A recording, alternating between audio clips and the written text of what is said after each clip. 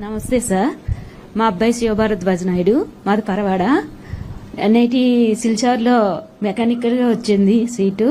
మీకు చాలా చాలా థ్యాంక్ యూ సార్.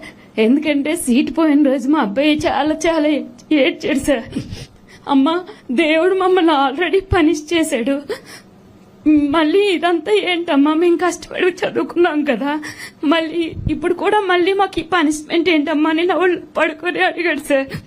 ఆ రోజు నేను వాడికి ఏ సమాధానం చెప్పలేకపోయాను, ఎందుకంటే మా చేతుల్లో ఏమీ లేదు.